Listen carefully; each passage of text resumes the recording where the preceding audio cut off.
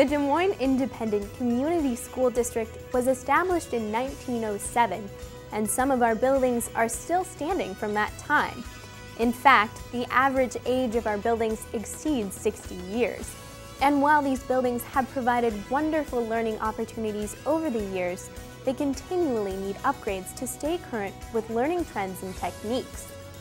Well, Wright was opened in 1961, so we've been open for a while, and there have not been any renovations since that time. The doors and windows are original to the building. They still open and close. They're still functional, but in the winter there's ice all up the windows, and because we don't have air, it is a safety concern because our windows and doors are open throughout the year. Sometimes our district is compared with other districts, and quite honestly, our needs are greater in many ways than other districts.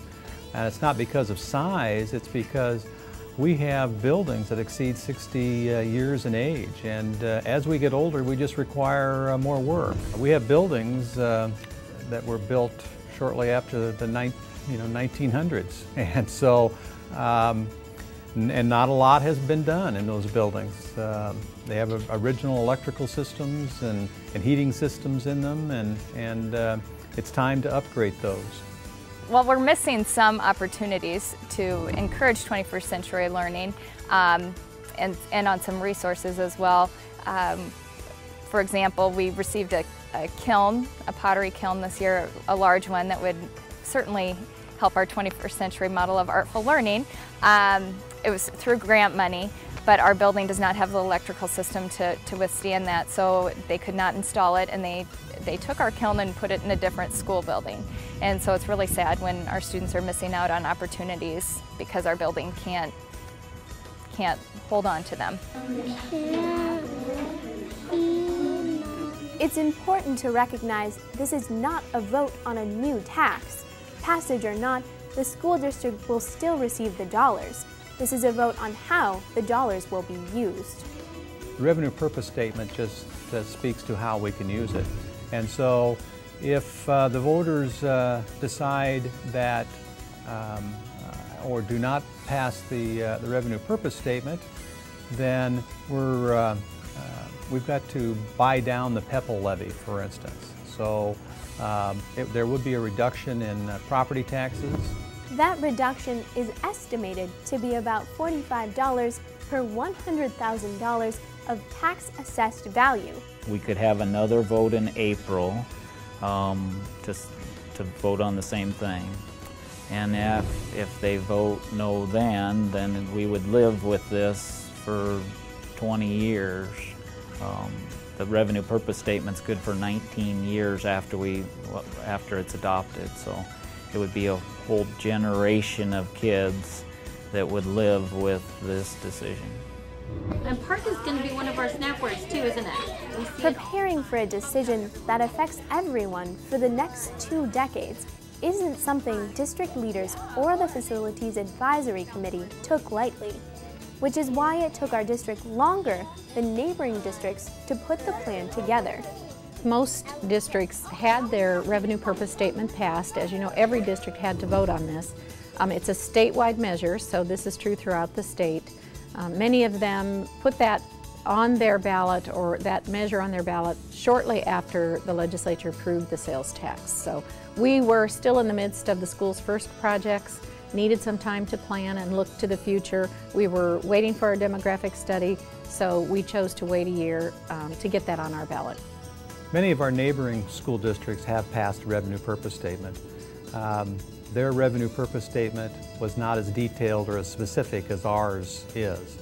It was really felt by many on our Facilities Advisory Committee that we needed to be more specific, and so that's what we're going to see. Whether it is a bond election or a measure such as this, there is and certainly should be a lot of scrutiny by our patrons to make sure that we have been thoughtful and that we will commit to completing those projects that we've laid out. But they also recognized on the committee that to project 10 years out or 12 years out or 15 years out as to what the needs of the district would be, and the situation that would exist educationally at that point in time is somewhat a moving target.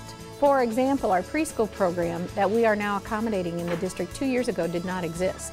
That was a new program allocated by the state, and so literally overnight we were faced with finding facilities that were adequate to educate 1,200 4-year-olds.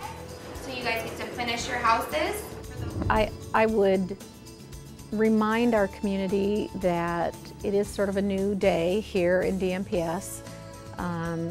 Wonderful things happened as a result of the school's first effort. And I know there was some controversy about that, but we have taken a different approach to our plan for the statewide sales tax. We have new people on board. It's not business being done in the same old way in Des Moines Public Schools. So if people have questions about it, want more information, certainly we would encourage them to contact the district, and we'd be happy to come out and meet with people or groups of people or answer their questions by phone or do whatever we can to help people understand what this measure is about, because it is vital to our community that we continue to have a strong public education system in Des Moines. Our students are our community and world's future, and we want them to have the best early learning experiences as they can in order for them to have fulfilling jobs in the future and take care of us in the future.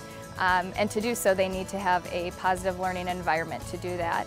And currently, we're trying to teach our students 21st century skills in a mid-20th century building, which was built for mid-20th century learners, and that's not where we are right now. We need to teach our children in a different way to reach them. People have to make have to answer the question, you know, does it impact students? Will it impact students? And is it something that they wish to support? I am dedicated to providing the information necessary to help them make those decisions one way or another for themselves.